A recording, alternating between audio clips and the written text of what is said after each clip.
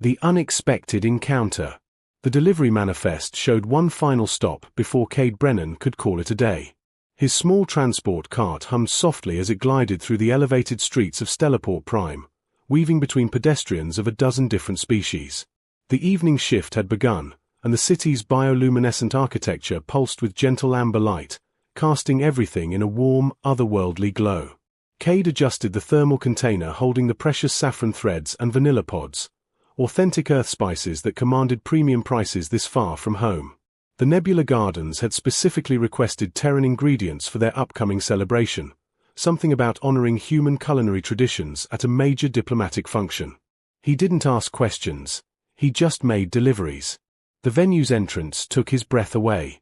Crystalline pillars soared toward a domed ceiling that displayed a perfect simulation of deep space, complete with slowly rotating nebulae in shades of purple and gold.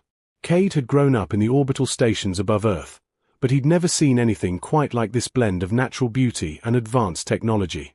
"Service entrance is around back," a security guard informed him, gesturing with a tentacled appendage toward a side corridor. Cade nodded his thanks and maneuvered his cart through the indicated passage. The hallway split into several branches, each marked with symbols he couldn't quite read in the dim lighting.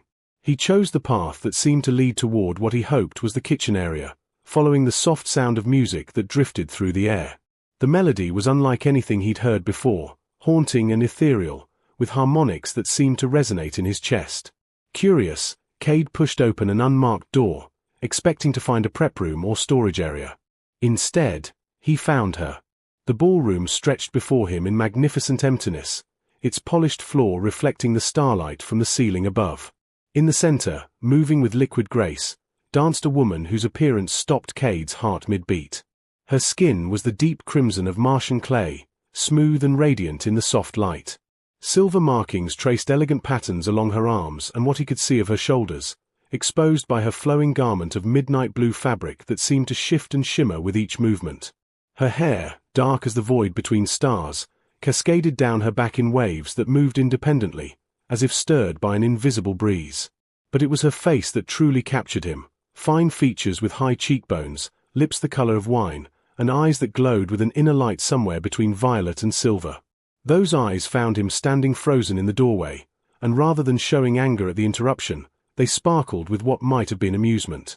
The music continued from hidden speakers, and she didn't stop dancing.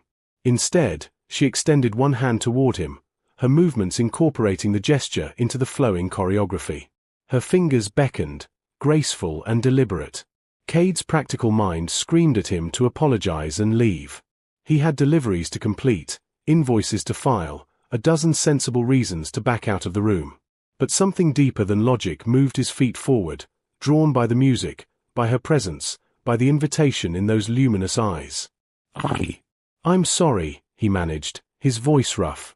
"Wrong room. I was looking for the kitchen." She smiled then, and it transformed her face from beautiful to absolutely radiant. "Or perhaps," she said, her voice carrying an accent he couldn't place, musical and warm, "you found exactly the right room." The music swelled, and she continued to extend her hand, still dancing, still watching him with those impossible eyes. Against every instinct for self-preservation and professional responsibility, Cade Brennan set down his delivery manifest, stepped away from his cart, and walked onto the dance floor. Her smile widened as he approached, and when their hands finally touched, he felt a surge of warmth that had nothing to do with temperature and everything to do with connection. The dance of connection. Thyra Kessa's hand was warm in his, her grip confident as she pulled Cade into the rhythm of the dance. He stumbled at first, his boots too heavy for the elegant movement she demonstrated, but she adjusted seamlessly, her body guiding his with gentle pressure and intuitive grace. "I've never done this before," Cade admitted, acutely aware of how close they stood, how the fabric of her garment brushed against his practical delivery uniform. "Neither have I," she replied, her glowing eyes fixed on his face. "Not with a human." The music shifted, becoming something slower, more intimate. Thyra's silver markings seemed to pulse faintly in time with the melody, and Cade realized they weren't tattoos but something biological, part of her natural beauty. "What are you?" he asked, then immediately winced. "Sorry, that came out wrong. I mean, what's your species called?" I've been working in Stellarport for 2 years, but I've never seen anyone like you. Val Sherry, she answered, spinning him gently before drawing him back. Their faces were inches apart now. We're from the Crimson Reaches, far beyond the commercial lanes. Most humans never encounter us because we rarely leave our territory. She tilted her head, studying him with unsettling intensity. Tell me, Cade Brennan, yes, I can sense your name somehow. Why does a spice merchant walk onto a dance floor with a stranger? You know, I'm asking myself the same question. He managed a self-deprecating smile. Though technically, you invited me. I did. Her voice dropped lower, more intimate. Your emotional resonance called to me. It's so rare to find humans who radiate such warmth.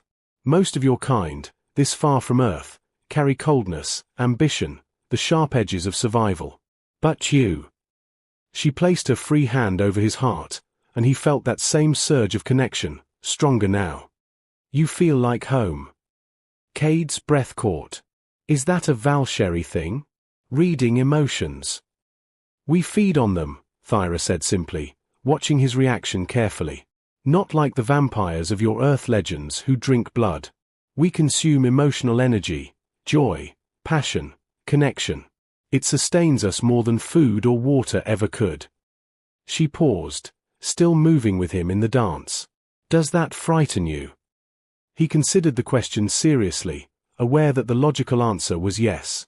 But as they moved together, as her body aligned with his in perfect synchronization, Cade found he wasn't afraid at all. If anything, he felt more alive than he had in months. No, he said finally. Though I probably should be scared. I'm usually the cautious type. Thyra laughed, a sound like wind chimes in a summer breeze. Perhaps that's why I'm drawn to you. You remind me that caution and courage can coexist. The music began to build toward a crescendo, and she spun away from him, her midnight blue garment flaring dramatically. When she returned, her expression had grown more serious. I'm here on a diplomatic mission, Cade. My people are negotiating peace with a faction that has hunted us for generations. They see us as parasites, abominations who steal what should be freely given. Are they wrong? Cade asked gently, continuing to move with her though his mind raced with implications. We never take without permission, Thyra said firmly. That's the fundamental difference our enemies refuse to understand. Forced feeding leaves both parties damaged. True emotional sustenance requires willing connection, mutual desire to share. She pulled him closer again, and Cade felt his pulse quicken. Like this. Like what's happening between us right now.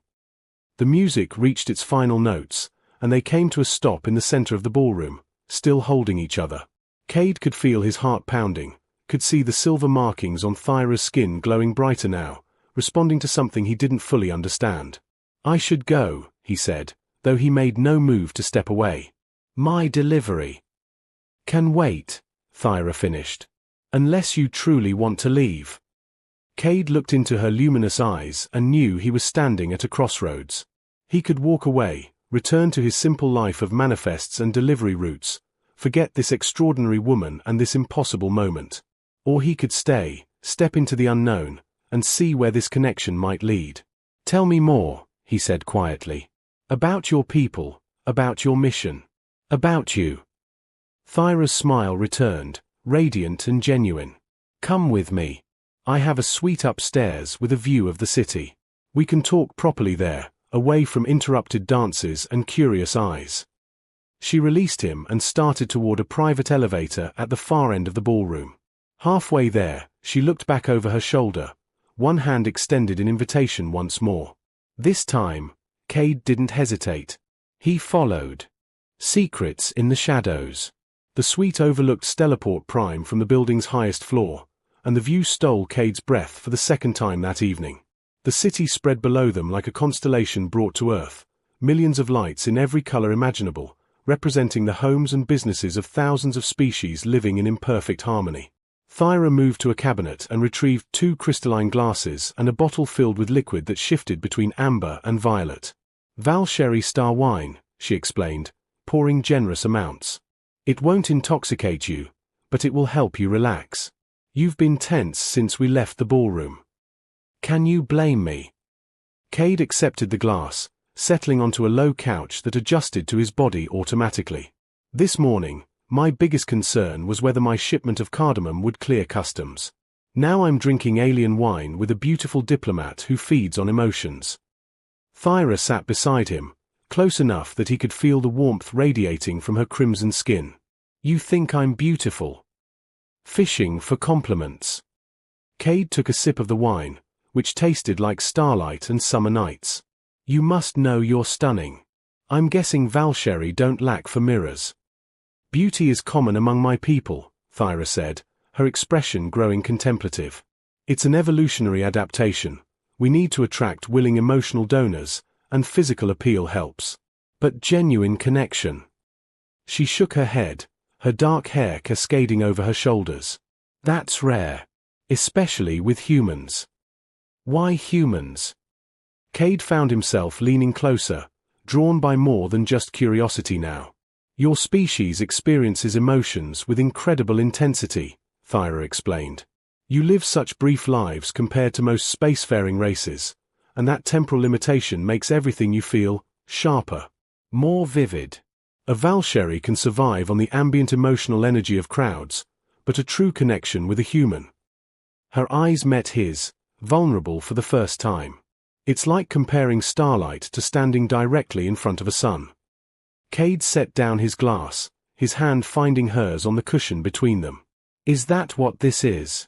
You're feeding on me right now. Yes, Thyra admitted softly. But only what you're willing to share. Your curiosity, your attraction, your sense of adventure, they flow toward me naturally because you're not blocking them.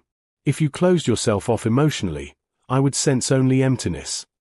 She turned her hand over, intertwining her fingers with his. The question is, does knowing this change how you feel?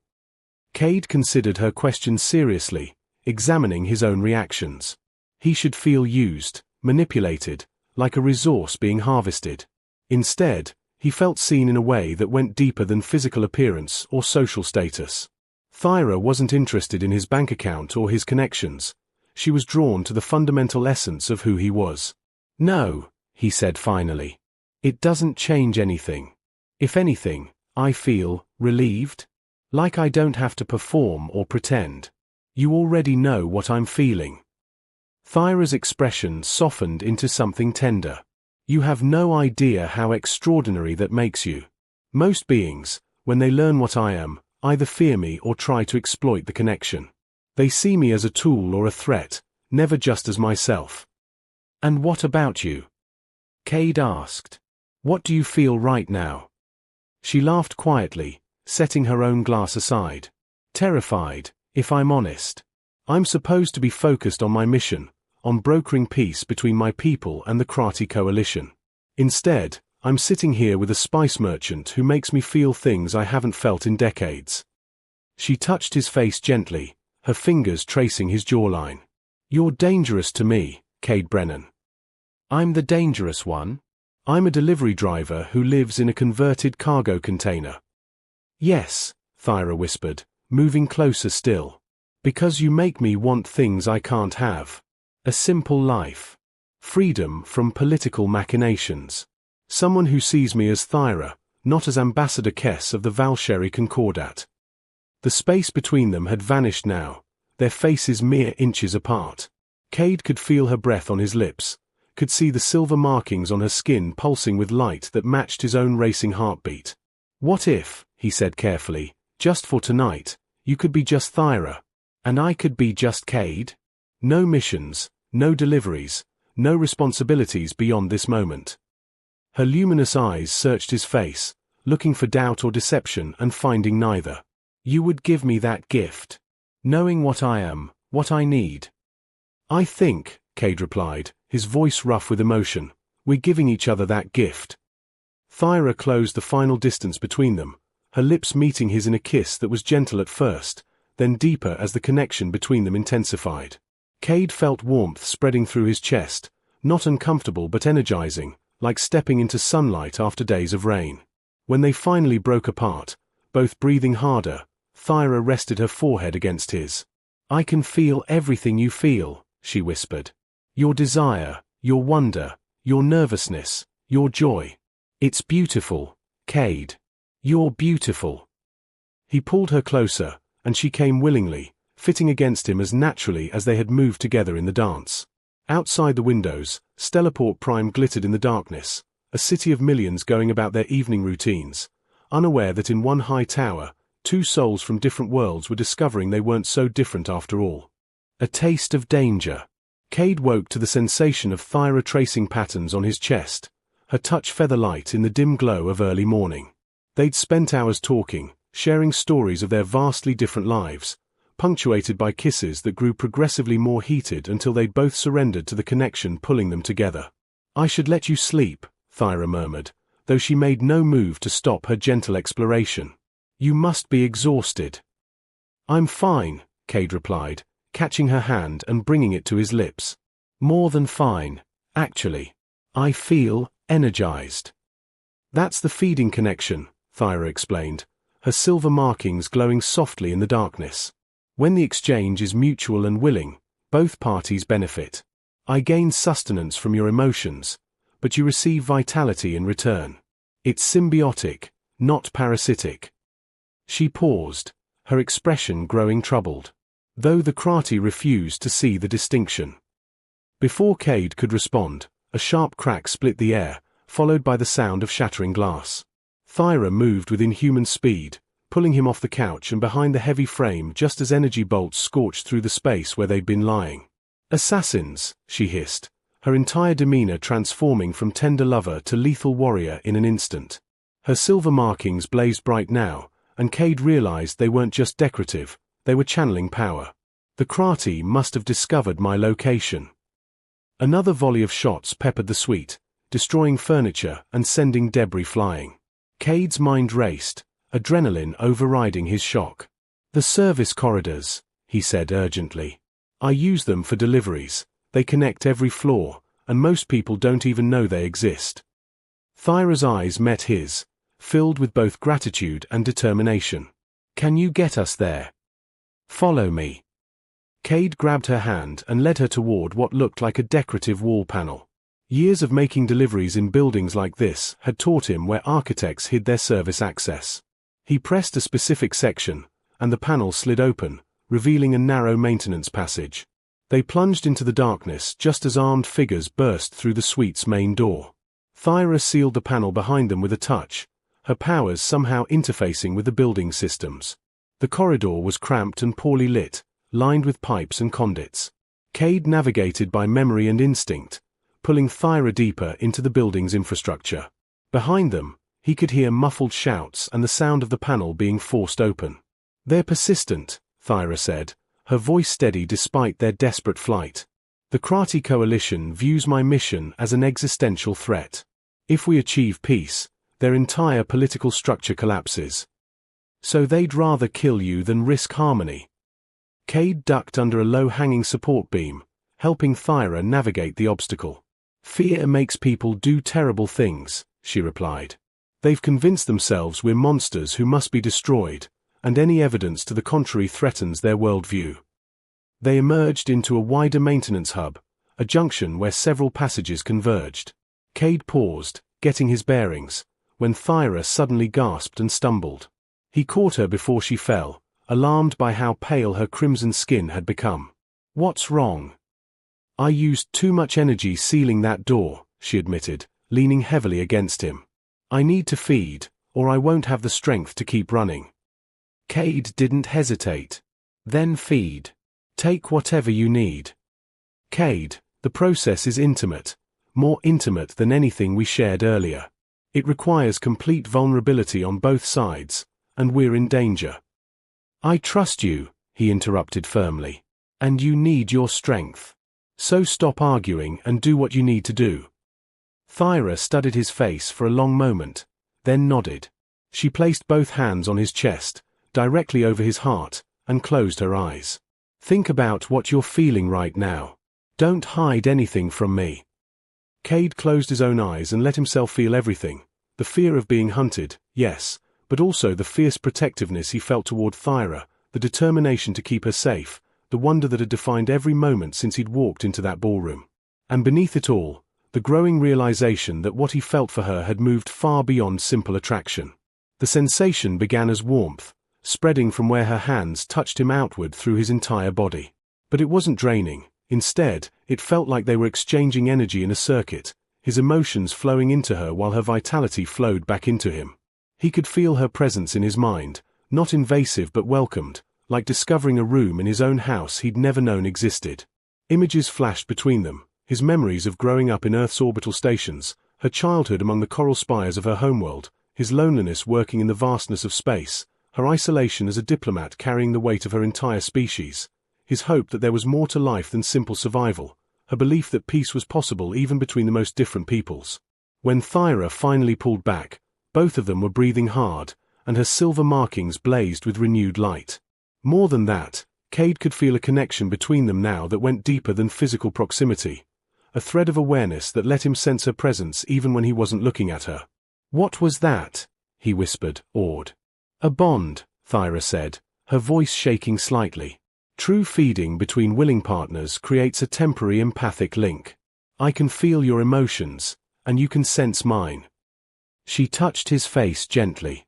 "Cade, I've never formed a bond this strong, not even with other Valkyrie. What we just shared." Footsteps echoed through the corridor, cutting off her words. The assassins had found their trail. Thyra straightened, her renewed strength evident in her posture. "Stay behind me," she commanded, but Cade shook his head. "We do this together," he said firmly, the bond between them humming with shared determination. She smiled fiercely, and together they ran deeper into the maintenance passages, partners now in every sense that mattered, their hearts beating in synchronization as dawn approached over Stellarport Prime. Dawn of new worlds. The maintenance hub opened onto the building's rooftop garden, a space rarely visited except by automated maintenance drones. Dawn was breaking over Stellarport Prime, painting the sky in shades of rose and gold that reminded Cade of Thyra's luminous eyes. They'd lost their pursuers 3 levels down, and Thyra had sealed multiple access points with her abilities, buying them precious time. Now they stood among flowering plants imported from a dozen worlds, catching their breath and watching the sunrise. "The security forces will have contained the assassins by now," Thyra said quietly, though she didn't sound particularly concerned with the practical matters. Instead, she stood close to Cade, their hands intertwined, the empathic bond between them still thrumming with shared awareness. "So the danger's past?" Cade asked, though he felt the answer through their connection, a mixture of relief and sadness. "For now." Thyra turned to face him fully, her expression holding more vulnerability than he'd seen even in their most intimate moments. "My security detail will be looking for me. The diplomatic summit begins in a few hours, and I need to be there. Everything my people have worked for depends on these negotiations succeeding." Cade nodded, understanding what she wasn't saying. "And I need to get back to my life. Explain to my boss why I abandoned a delivery cart in the middle of a high-security venue." They both smiled at the mundane concern, but the humor couldn't quite mask the weight of reality settling between them. "This bond," Thyra said softly, touching the space over her heart, "it will fade within a few days. The empathic link requires proximity to maintain, and once I leave Stellarport." She trailed off, and Cade felt her sorrow as clearly as his own. "Unless," he said slowly, an idea forming, "I don't stay in Stellarport." Thyra's eyes widened. "What are you suggesting?" "I'm suggesting that a spice merchant who spent his whole life playing it safe might be ready for something different." Cade squeezed her hands, his conviction growing stronger. "Your people are negotiating peace with the Krati, trying to prove that Valkyrie aren't parasites but potential partners. What better demonstration than a human choosing to work as a cultural liaison? Someone who's experienced your feeding process firsthand and can testify to its beauty rather than its danger." "Cade, you barely know me. You'd give up your entire life based on one night." "I know enough," he replied firmly. "I know that in the hours I've spent with you, I felt more alive than in years of safe, comfortable routine. I know that what we shared wasn't just physical attraction. It was connection on a level I didn't know was possible. And I know." He paused, making sure she could feel the truth of his words through their bond. I know that I don't want this to be just one extraordinary night that fades into memory. Thyra's composure cracked, and tears, iridescent like her markings, traced down her cheeks. You would do this? Leave everything familiar for a future with no guarantees. You did, Cade pointed out. You left your homeworld to broker peace in a hostile galaxy. I think the least I can do is fill out some embassy paperwork. She laughed through her tears, and the sound was pure joy that flooded through their bond and made Cade's heart soar. The least you can do? Cade Brennan, do you have any idea what you're offering? The Krati will scrutinize you endlessly. You'll be living proof that human-Valshari relationships are possible, which means every moment of your life will become political. Sounds terrible, Cade agreed. When do I start? Thyra pulled him into a kiss that tasted of stardust and promises, their bond flaring so brightly that her silver markings illuminated the garden around them. When they finally broke apart, the sun had fully risen, bathing them both in golden light. I need to attend the summit, Thyra said reluctantly. It will last 3 days, and I can't afford any distractions if I'm going to secure peace for my people. I understand. Cade kissed her forehead gently. I'll use that time to handle my affairs here. Give notice to my employer, arrange my belongings, research everything I can about Valshari culture and diplomatic protocols. He smiled. And maybe buy some clothes more appropriate for embassy work than delivery uniforms. I like your delivery uniform, Thyra teased, but her expression grew serious again. Cade, once I leave this rooftop, I'm Ambassador Kess again. I can't afford to let personal feelings compromise my mission, no matter how strongly I feel them. These 3 days will be the longest of my life, Cade finished. But I'll wait. And when your negotiations are complete, successfully or otherwise, I'll be here. Thyra's fingers traced his jaw, memorizing the contours of his face. You've changed everything, you know. I came to Stellarport Prime expecting political machinations and endless debate. Instead, I found someone who saw past the ambassador to the person underneath. Someone brave enough to dance with a stranger, foolish enough to trust an alien who feeds on emotions, and strong enough to offer his future without hesitation. And I came here expecting another routine delivery, Cade replied. Instead, I found someone who makes me believe that the galaxy is bigger and more beautiful than I ever imagined. Someone worth taking risks for. The door to the rooftop burst open, and Thyra's security detail poured through, weapons drawn and expressions tense.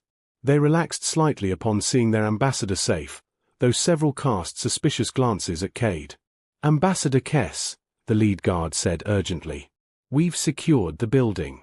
The Krati assassins have been neutralized. But we need to relocate you immediately. I understand, Captain. Thyra's demeanor shifted, becoming the diplomat Cade had glimpsed only briefly. But when she looked back at him, her eyes held all the warmth and promise of their shared night. Thank you for your assistance, Mr. Brennan. I trust our paths will cross again soon. Count on it, Ambassador, Cade replied, understanding the need for professional distance in front of her security team. As the guards escorted Thyra toward the door, she glanced back one final time. Through their fading bond, Cade felt her message as clearly as spoken words. 3 days. Wait for me. Always, he sent back, hoping she could feel his certainty. Then she was gone, leaving Cade alone on the rooftop as the city fully awakened below. He stood there for a long moment, watching the ships rising from the spaceport, heading to countless worlds among the stars. 3 days ago, he would have watched those ships with distant longing, never imagining he might someday travel aboard one. But Thyra had shown him that the extraordinary wasn't reserved for other people. It was available to anyone brave enough to reach for it. Cade Brennan, humble spice merchant, descended from the rooftop with purpose in his stride. He had 3 days to transform his life, and he wasn't going to waste a single moment. The galaxy had just gotten much bigger, and much more interesting. And somewhere in a secure embassy suite, a Valshari ambassador with crimson skin and silver markings smiled as she felt an echo of determination and joy through a bond that refused to fade as quickly as biology suggested it should. Some connections, it seemed, were stronger than distance or time or even the fundamental laws of their species. Some connections were simply meant to be. The end.